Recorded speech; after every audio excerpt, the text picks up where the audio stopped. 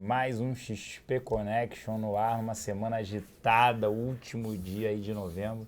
E um final de semana também agitado, né, Ricardo? Isso aí, bom dia, Celso, bom dia, pessoal. Muita notícia, como esperado, né? Na sexta a gente saiu para o fim de semana já esperando, enfim, todas as questões dos desdobramentos do Delcídio, do Esteves ali para o fim de semana. De fato, isso aí já impactando o nosso mercado. Essa semana tem muita coisa também, em termos de votação, orçamento e todo o desdobramento da Lava Jato. Mas enfim, bolsa caindo, aversão a risco aqui Brasil.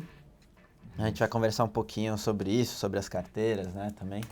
Carteiras semanais e tem a mensal, mas a mensal a gente faz quarta-feira, né? Melhor. Melhor, né? Porque senão é muito assunto e a gente acaba não tirando dúvida. Mas o cenário, a gente já vinha falando sobre isso, né? De uma bolsa até acabar o ano entre 44 e 48 mil pontos, está ali, 45 mil e pouquinho. Mais próximo a 44 que a 48. Político não ajuda, né? Pelo contrário, atrapalha o atual cenário. E essa própria parte do BTG também é ruim para o mercado, né?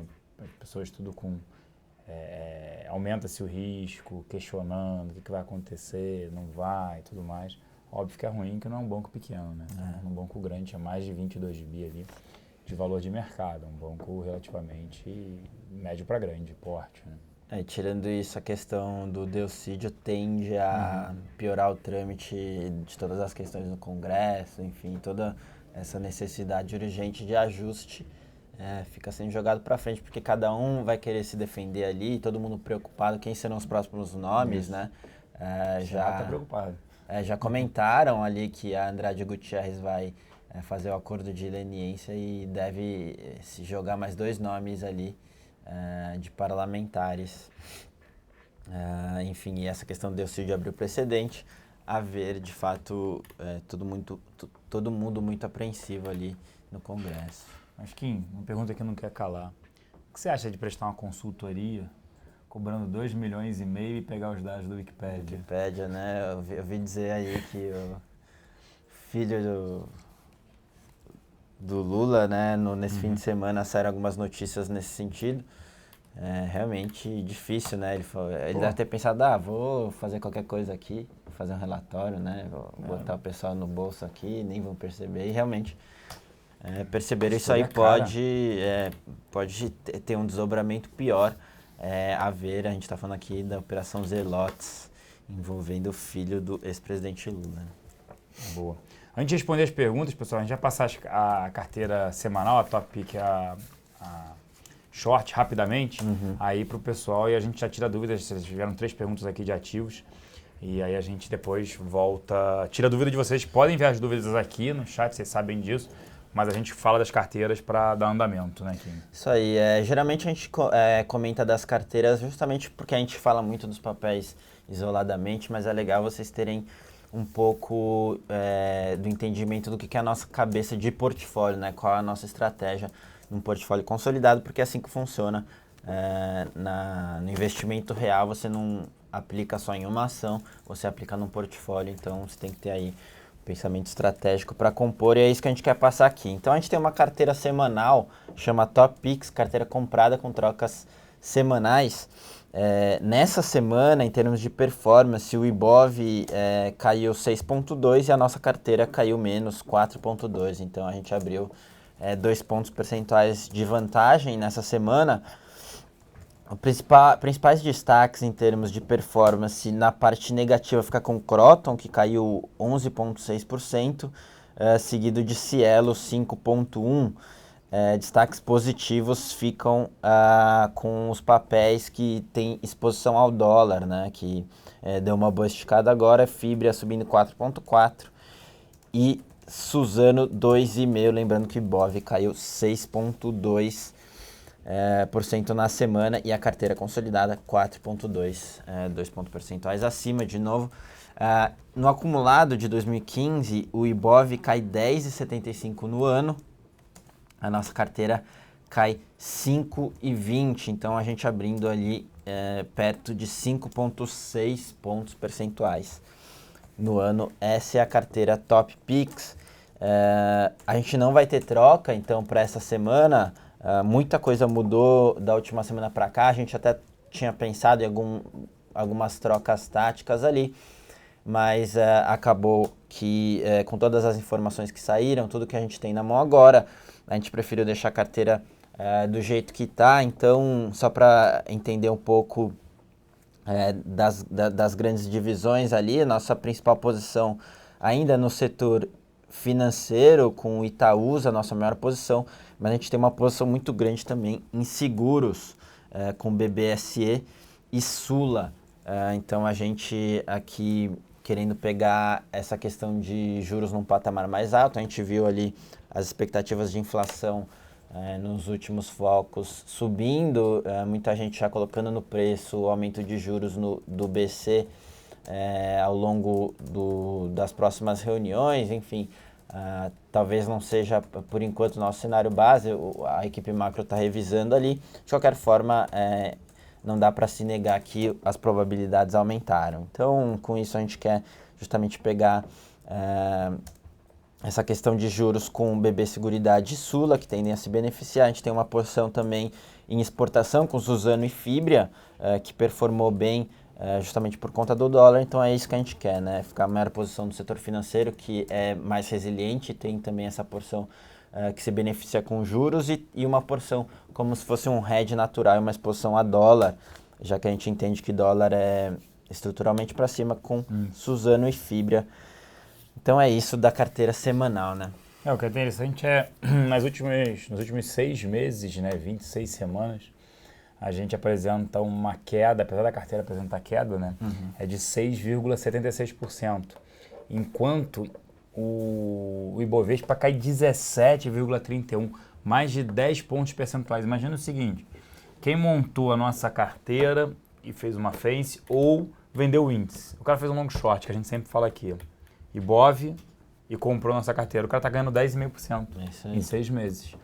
Então, é o outro destaque aí para passar para vocês. A carteira vem tirando bastante. No ano a gente tira 5,5%, mas em 6 meses a gente consegue tirar aí 10,5%, né? Nas últimas 4 semanas nós tiramos 3,24 pontos percentuais. Muito disso aí por conta dos ativos que a gente acabou carregando durante um tempo. A gente acreditava que esses ativos apresentariam uma performance melhor do que a do índice Bovespa. É isso que está acontecendo agora. Vamos tirar dúvidas aí. O Marcelo perguntando, você tem um número para mim do valor hoje de Banco do Brasil? A discussão é, se você quer saber na casa de preço sobre patrimônio, valor de mercado sobre patrimônio, né, price book value, está na casa de meio, ele está negociando com grande desconto. Mas é óbvio, por quê? Porque você olha o ROI, o retorno sobre patrimônio do banco, ele entrega o que é a taxa Selic. Ele só entrega isso porque ele tem dentro, né, eles são acionistas de BB Seguridade, controlam a BB Seguridade, Banco do Brasil, e tem mais de 30% da Cielo. Se tirasse isso, o retorno seria bem abaixo da taxa Selic, por isso que negocia com desconto.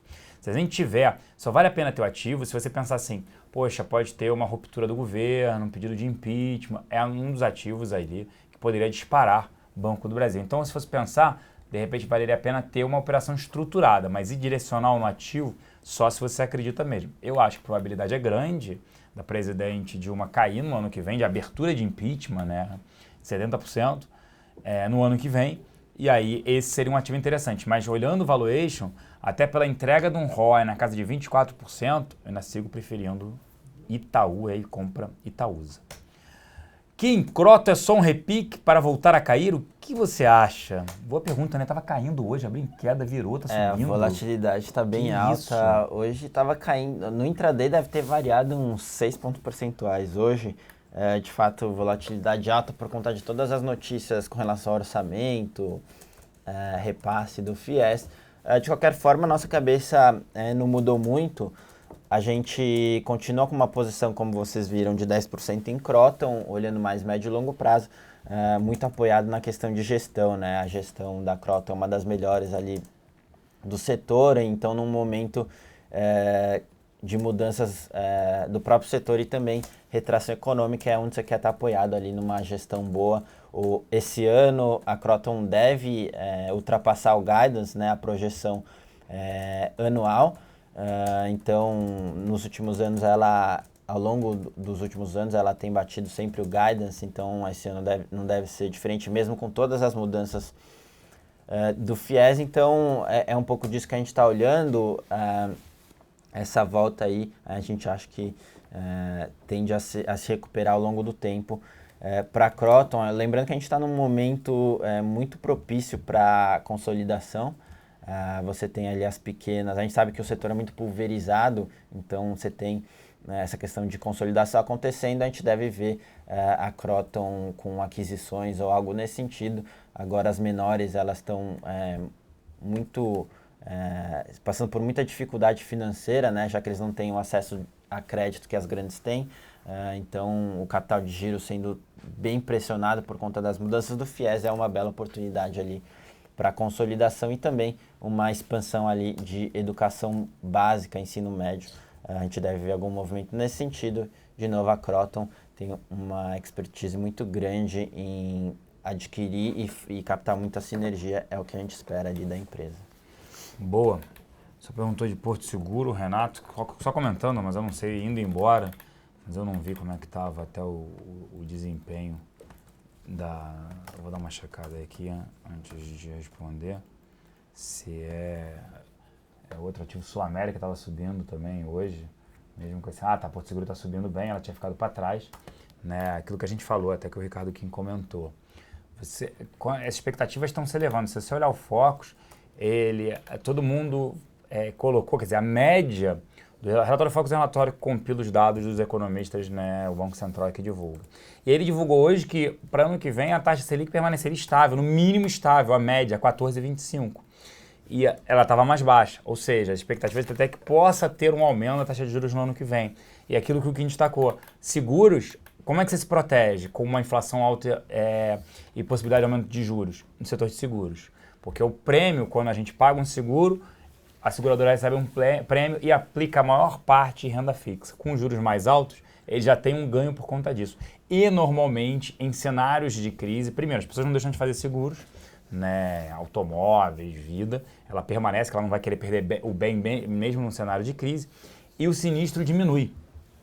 Por que o sinistro diminui? As pessoas andam menos de carro, é mais caro, está mais caro a gasolina, renda real cada vez disponível menor por conta de aumento do preço da energia, transporte, então o sinistro cai. Fora aqui em São Paulo, onde a Porto Seguro ela tem uma maior exposição à parte de automóveis, e 40% do mercado dela, dos clientes dela estão em São Paulo, você teve a lei dos desmães, né, a criação da lei dos desmães, que aí o ferroviário mudou de patamar, extremamente interessante isso, e também, né, isso deve ser replicado para o Brasil inteiro. Então a gente sai gostando, só que a gente prefere Sul-América, apesar de Porto Seguro ter ficado para trás, e BB Seguridade, que está até difícil de andar mesmo. Vou aprender aqui perguntando em lojas americanas, a gente gosta do ativo, a gente já tinha falando isso, só que não faz parte das nossas carteiras que a gente acha que tem outros ativos com uma melhor relação risco-retorno. É um ativo extremamente resiliente, né, não tem um problema porque ele não depende de crédito, ticket médio de R$32, nas compras a maioria são feitas à vista, difícil ver um cenário de crise que afete assim a companhia, porque como eu falei, o ticket médio de R$32 eu gosto, não é um ativo barato e para nós tem outros ativos aí mais interessantes com uma relação risco-retorno. Seria, o Manolo perguntando, boa pergunta aqui, seria uma boa ficar longe de ações de bancos devido ao envolvimento do BTG na Lava Jato? Manolo, eu acho que a gente não acredita que tenha risco sistêmico, tá? Quem tem maior exposição dos bancos privados é o Bradesco, eu já tinha falado isso, é um dos credores, quase 7 bi, de uma carteira de 20 bi basicamente, ou seja, 1/3 seria o Bradesco ali. O Itaú a gente segue recomendando, depende do banco que você vai ter. Acho que bancos podem sofrer, mas hoje demonstra isso. Itaúsa caindo bem menos do que o índice. A gente segue, gosta de Itaúsa, bancos podem sofrer um pouquinho mais aí, principalmente o Bradesco que tem uma exposição maior ao BTG. Né? O ideal seria ter uma posição em bancos com proteção, né? Esse seria o ideal. Você ficar posicionado numa empresa para médio e longo prazo e faz essa proteção via derivativos, que a gente comenta bastante aqui, talvez uma FENC a custo zero. Então você consegue proteger desse cenário de curto prazo um pouco mais desafiador com essa conta de aversão a risco, a bancos, BTG, etc. Nada mais justo do que uma proteção de curto prazo. É isso aí. Além da alta, o Sérgio perguntando aqui, além da alta de juros, que medidas o governo pode tomar para baixar a inflação? Reduzir seus gastos, né? Principalmente reduzir os seus gastos. Em certo sentido, o aumento de impostos não pode contribuir para isso, Claro, se você aumenta os impostos, você reduz o poder de compra da população, mas o principal seria reduzir, né, os gastos do governo. Preços administrados. Todo mundo lembra em 2012, quando a nossa presidente Dilma foi à TV para falar que o preço da energia elétrica cairia. Você, nesse momento, você não consegue atrair investidores, né? Por que não tem... Pararam de falar, obviamente, né, do trem-bala, que seria para a Copa, ligando Rio e São Paulo, porque a taxa de retorno não era interessante. Então você não atrai. Você só atrai quando você tem uma tarifa interessante, você tem que investir em infraestrutura, e o governo, quando julgou em 2008, que era uma maior linha crise global, incentivou a venda de automóveis. Aí deu ao bolso empresário, reduzindo os impostos, né, dando incentivos fiscais para a indústria automobilística, fazendo com que o crédito, principalmente via Caixa, Banco do Brasil, fosse mais barato, parcelasse carro em 72 meses, eu nunca vi isso na minha vida, nunca na história desse país. E aí você teve carros demais na rua, em 2010 teve que baixar o preço dos combustíveis, porque as pessoas não tinham dinheiro para botar combustíveis, que gerou um rombo na Petrobras. Então assim, uma coisa foi levando a outra, e aí preços administrados estavam represados. O que era? Energia ficou represado. A hora que veio, 100% de aumento esse ano. Combustíveis ficou represado. Teve um aumento no final do ano passado, outro esse ano. E isso impacta tudo. Combustíveis, energia impacta, inflação de alimentos, impacta tudo. Tivemos uma crise hídrica, estamos ainda vivendo, que impacta alimentos. Então você vai impactando tudo, transporte, logística, tudo depende, para o alimento chegar para a gente, depende do diesel, depende da gasolina. Então como é que ele chega aqui? Depende da energia elétrica. Então isso foi represado, e aí no momento falou, cara, para se reeleger, teve o estelionato eleitoral, produção entrando aqui, comendo uma barra. Que barra é essa? De quê, produção? Cereais. Uma barra de cereal, tá com fome. Fit, hein? Tá magrinho, tá fininho. Aí ele entrou aqui, não ofereceu. Também no fim de semana sentou o pé na jaca. Pô, tentando aí gerar o consumo, gerar a roda aqui, né? Vamos consumir para não deixar o cenário piorar. Mas falando tudo isso, quer dizer, a inflação foi isso. Se o governo tivesse pego em 2009 e falado, olha, vamos investir em infraestrutura e a gente faz o PPP, né, programa, a parceria, né, público-privado, já teria passado isso, já teria privatizado, mas já se pô, vou investir mais em metrô, vou empregar mais gente, vou construir mais ferrovias, portos, rodovias, vou melhorar o custo Brasil. Não, vamos comprar automóvel, não tem rua para ter tanto automóvel, não tem dinheiro, a população está extremamente endividada. Então como é que você baixa essa inflação? É isso, as medidas fiscais, o ajuste, reforma da Previdência, tem várias coisas para ser feito, só que o Congresso tá parado. Vamos lá. Banco do Brasil, né? BB Seguridade. Vovô, a gente gosta, vovô aprender aqui.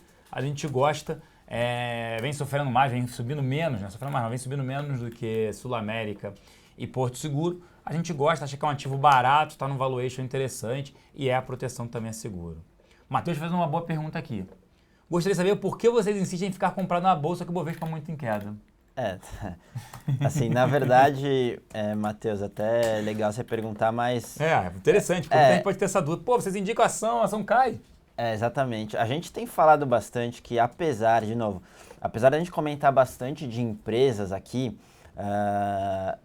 isso acontece por conta das perguntas, o pessoal tem dúvida entre os papéis, mas de novo, o que a gente quer passar, além disso e muito mais importante, é uma noção de investimento global, né? E a gente sempre fala... Com juros nesse patamar, a maior parte do seu portfólio tem que estar em renda fixa. Isso é indiscutível. A gente está aqui discutindo alguns cases porque o pessoal está perguntando. É interessante até pro pessoal que tem um perfil um pouquinho mais agressivo e tem uma porcentagem pequena em bolsa, fazer isso de uma maneira, enfim, com mais informação, de uma maneira conservadora, fazendo proteção. Então, é isso que a gente quer. Então, no resumo... De novo, a gente como plataforma de investimento global, aqui que é a XPE, a gente sempre vem falando a maior porcentagem do seu portfólio, não importa o seu perfil, é em renda fixa. Aí você consegue balancear na própria renda fixa o seu perfil. Você tem um pouquinho mais de perfil menos conservador, você consegue colocar alguma coisa em pré, você consegue também colocar debêntures incentivadas, algo nesse sentido. E essa parte de renda variável é uma parcela bem menor, né, do seu investimento. E mesmo assim, a gente sempre recomendando fazer via proteção. E entrar só no outro caso, na questão de rentabilidade, a gente, nas carteiras, tem algumas carteiras negativas, mas se você compor isso com a proteção, você fica positivo, né? Então, de novo, é essa visão global que a gente quer passar, apesar de a gente focar um pouquinho mais em renda variável. Hoje, sem dúvida alguma, você tem que ter a maior parcela dos seus investimentos em renda fixa. Não tem que falar, é de perfil. Se falasse para mim assim, Celso, você tem um perfil arrojado, agressivo. Aí no perfil você tem que ter bolsa. Você parte primeiro do seu princípio. Não quero ter. Porque, gente, já tem um estudo na nossa área de alocação que mostra isso. Que a pessoa física com bolsa 72 mil pontos é extremamente agressiva. Quer ter quase 100% do seu patrimônio em bolsa. Aí a 45 mil, não, o cara quer ter zero. Ele vira o maior perfil ultra conservador ao extremo. E aí perde momentos, né? Que renda variável é longo prazo. E outra, a gente recomenda ações com proteção. Então, quem tem ação, porque o outro ali falou assim, poxa, você não acha que vocês são especialistas, caiu 6%, vocês estão felizes? Não estou feliz, eu queria que fosse positivo. Só que a gente tirou do índice 10,5 pontos percentuais. Nosso benchmark é índice, não pode olhar Selic, gente. Se olhar Selic... Só fazendo um parênteses aí nessa questão, o fato de vocês serem especialistas não deveria estar tudo positivo. É a mesma coisa que você falar, só porque você entende de economia, você vai fazer economia por causa do seu pensamento subir. Porque quando a gente fala de empresa, a gente fala de economia. Sim. Então, se a gente analisa a empresa, não quer dizer necessariamente que no curto prazo ela vai bem, porque a economia está indo mal. A gente está olhando médio e longo prazo, a gente tem recomendado exposição nos setores mais resilientes, a gente tem que recomendar a proteção. Então, você tem que pegar o contexto, né? É muito mais importante a visão geral e estratégica do que você pegar um comentário de Sula 11 e falar, não, vou colocar tudo em Sula 11. 100%. Mas caiu, vocês... E até interessante, né? Para a gente justamente colocar esse assunto aí de visão global de investimento na pauta aqui do programa. Mas se, por exemplo, no meu perfil, hoje você fala assim, pô, se você tivesse o perfil agressivo, o que você teria? Cara, uns 5% em bolsa só e com proteção. E com proteção. O restante todo renda fixa, um pouquinho em dólar, mas pô, renda fixa. Alguma coisa em com dólar. Juros, mais 5%, sei lá, em dólar. Então, 5% em bolsa, protegido, não direcional, 5% em dólar, podia atingir até 10% no máximo de bolsa. O restante todo é renda fixa. Alguns ativos atrelados ao IPCA, mais uma taxa, outros pouco pré em Selic e pós em Selic. Foi pré, foi pior, mas o pós também tá bom. Então, para contrabalancear nesse cenário. Falar isso, você olhar 3 anos e ter 50% de retorno em renda fixa e sem esse risco, o FGC, e quanto que for para a bolsa, tem ativos com 50% de upside? Tem. Só que renda variável. No mês passado, nesse mês, Sula, se não me engano, estava subindo 20%, não é isso? Alguma coisa né? Assim. 17%. Mas isso aí foi mais do que a Selic no ano. Sim, só que isso não acontece toda hora, né? Na média da bolsa não acontece isso, né? Então tem que só olhar. Até falando de Sula, a pessoa perguntou, vocês têm algum preço-alvo para Sula? Já subiu muito esse ano, tem mais fôlego? Acho que poderia subir ali uns 25%, 30% o SMP.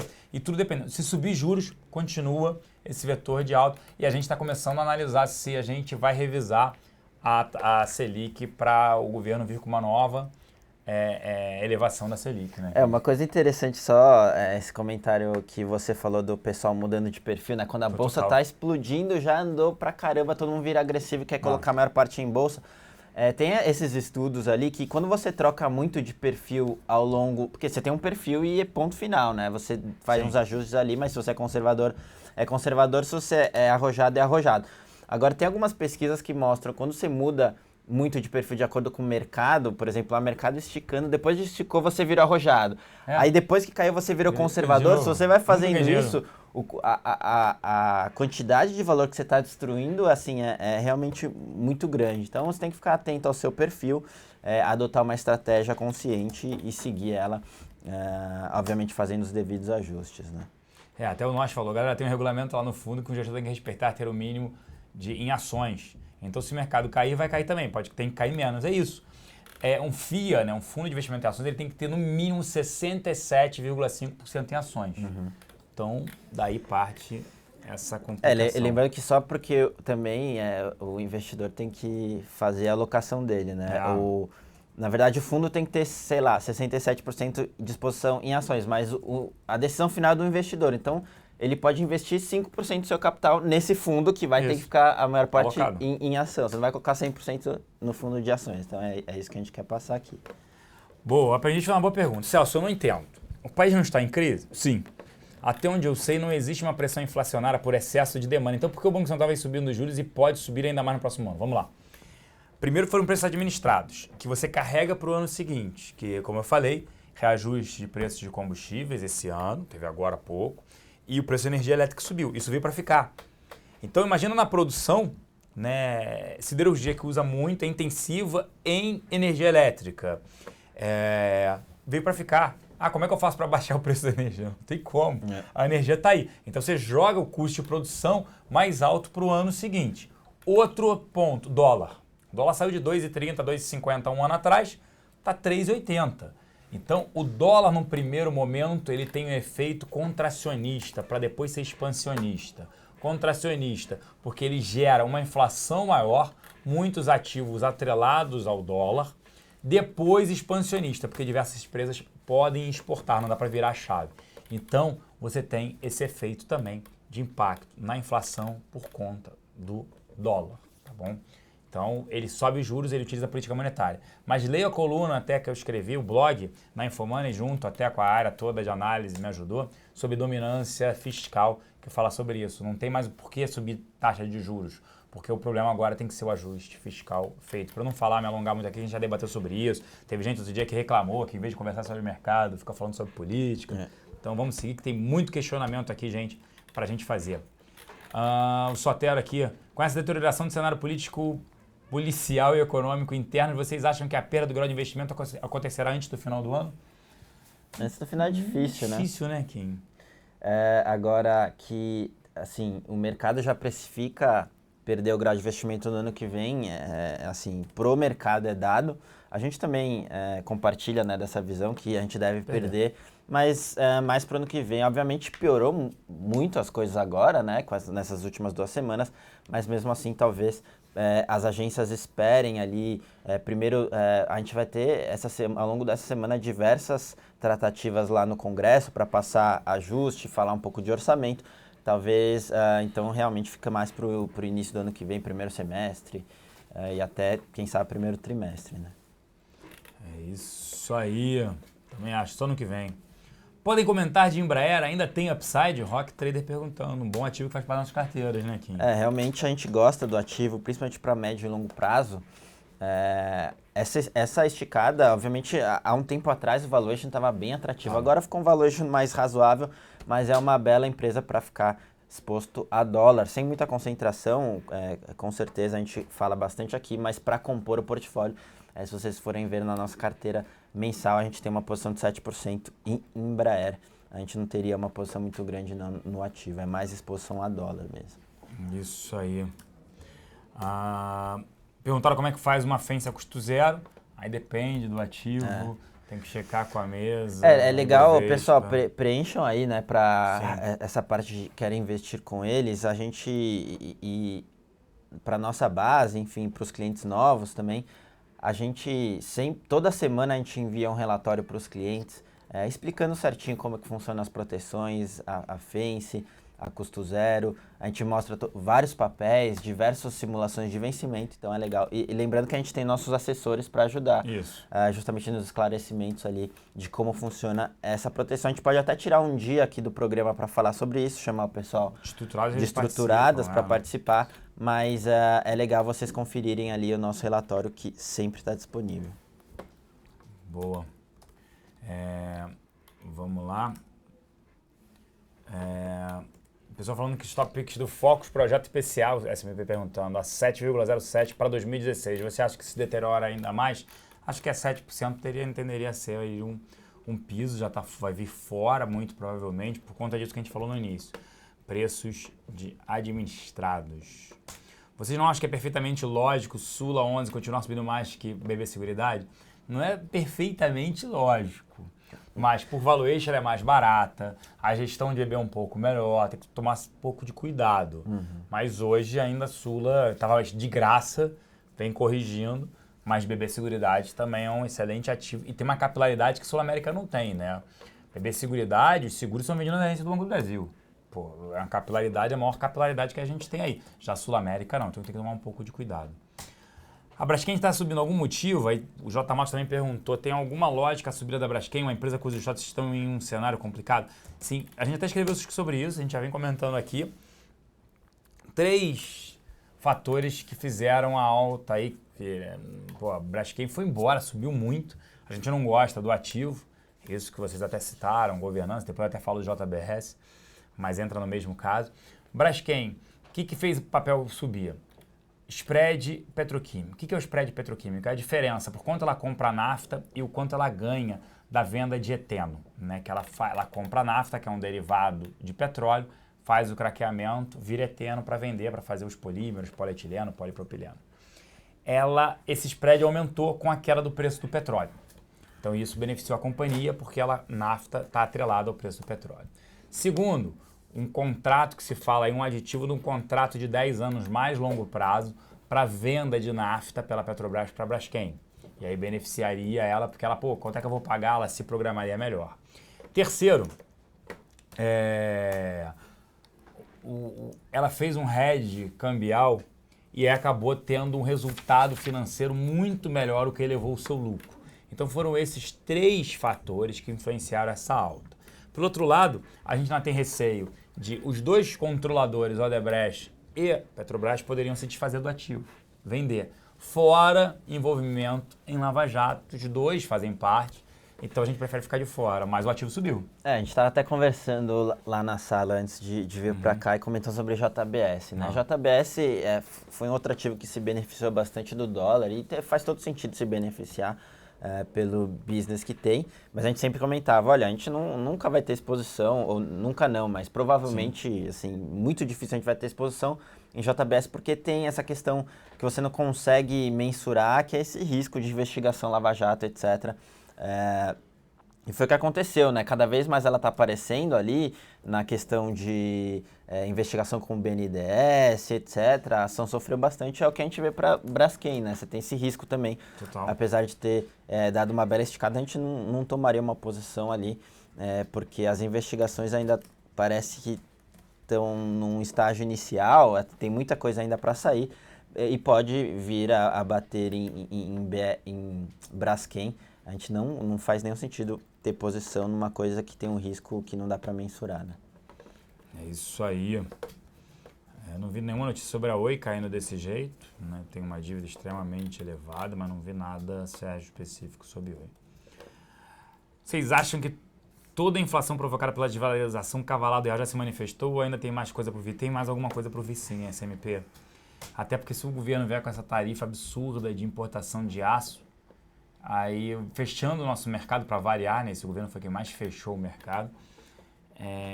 Você tem provavelmente o aço aqui, beneficia a indústria local, o cara vende o aço mais caro porque não tem a competição do estrangeiro. Mas acho que ainda pode ter um impacto inflacionário ainda assim. Celso, você falou que o preço do petróleo dificilmente voltará aos $100. Sim, acho que dificilmente a gente vai ver $100. E até pessoas que trabalham, né? Tive até com uma pessoa esse final de semana que trabalha, com 2 pessoas que trabalham, teve uma até que está preocupada, né?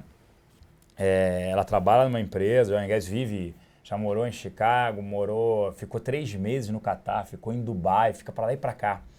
E ela me passou o seguinte, ela estou com receio da indústria de petróleo, tem 27 anos, estou com receio da indústria de petróleo de, em algum momento, não ser mais viável, e por conta das novas tecnologias, por conta da energia eólica. A gente tem painéis solares, os carros elétricos, energia limpa. Ela mesmo falou, e quando você conversa com ela, ela falou internamente, não, isso não vai acontecer. Ela, mas já está acontecendo já há algum tempo.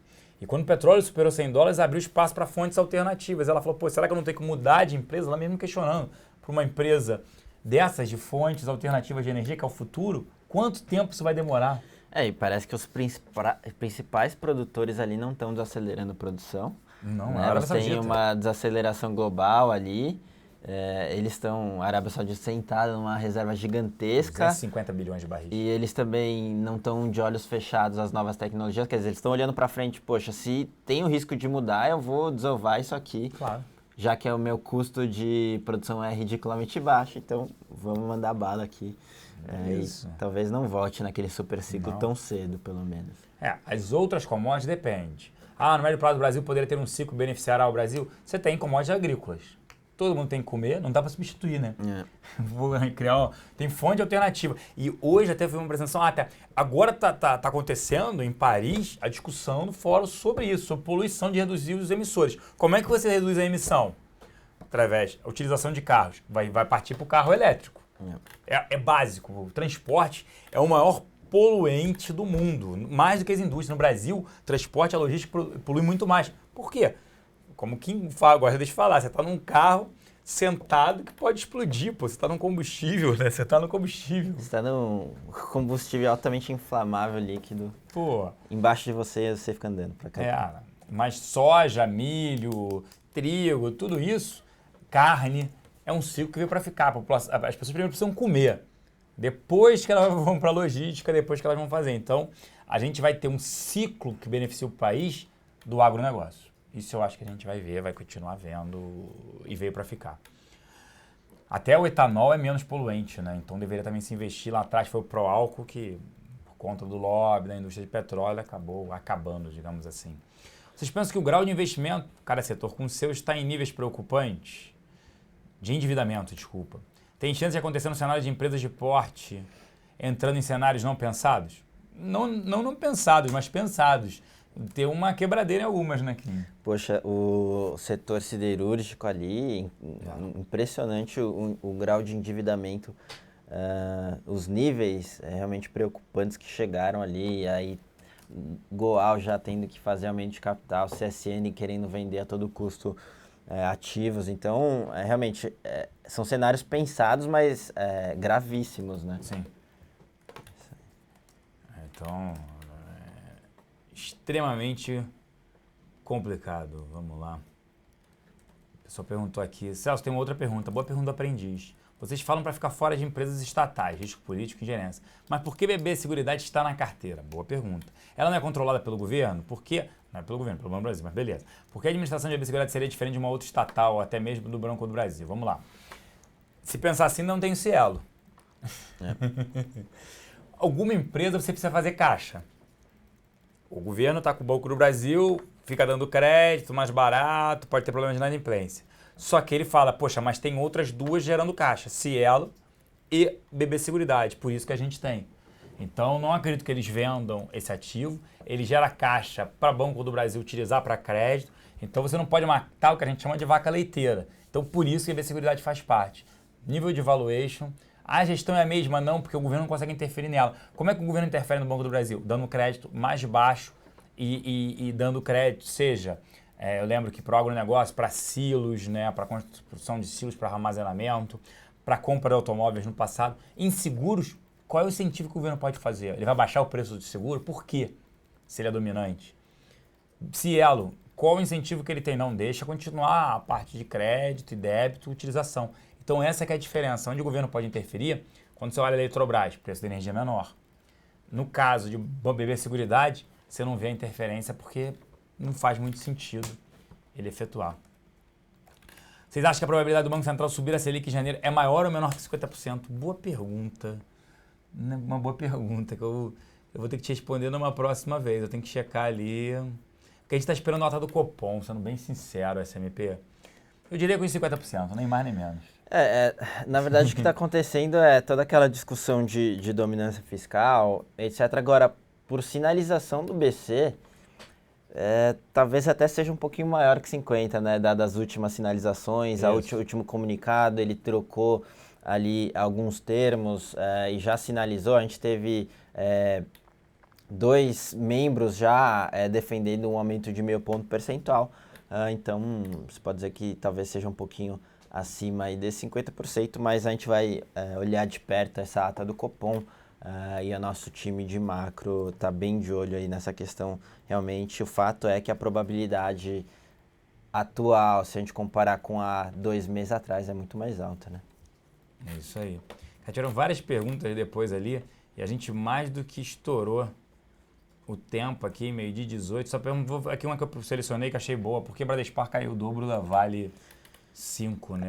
A gente teve diversas, obviamente essas notícias da Samarco, enfim, pesam sobre os 2 papéis. Agora, talvez tenha uma migração, né, para você estar num veículo mais líquido.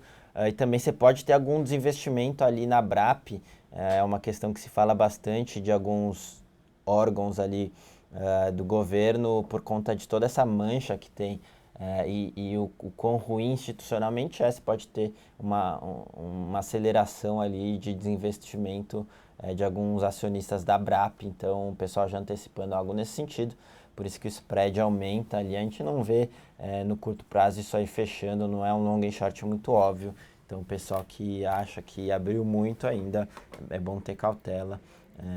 Muito melhor você ficar num portfólio long contra portfólio short do que ficar preso numa coisa muito concentrada e sofrer aí questões micro e de evento e tomar um downside aí grande, né? É isso, senhores. Infelizmente a gente tem que encerrar aqui, né? 12h20, 12h15, a gente acabou até esticando um pouco mais o programa. Eu mesmo, obrigado aí, falando que eu seria contratado pela Globo, estou perdendo uma boa oportunidade. Estou perdendo, produção, uma boa oportunidade para a Globo? Não, a produção falou que não, tem que ficar aqui, falou com a boca cheia, que tá comendo a terceira barrinha dele.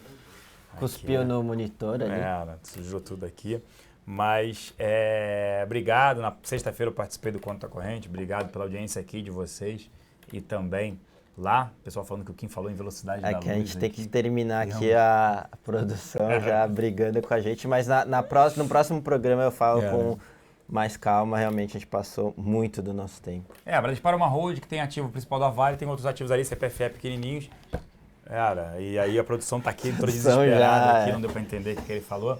Mas não, invista aqui, abra sua conta, aqui embaixo, preencha os dados. Mas a gente fala com mais calma depois de Bradespar na quarta-feira e Vale também. O que a gente coloca aqui, não invistam na Bradespar nem na Vale, né, Kim? É isso aí, fiquem fora, vocês têm outros setores mais resilientes com uma perspectiva melhor. É isso aí. Obrigado pelo tempo e a paciência de vocês. A gente volta com esse mesmo programa na quarta-feira. Um grande abraço. Valeu, pessoal. Bom almoço e até a próxima.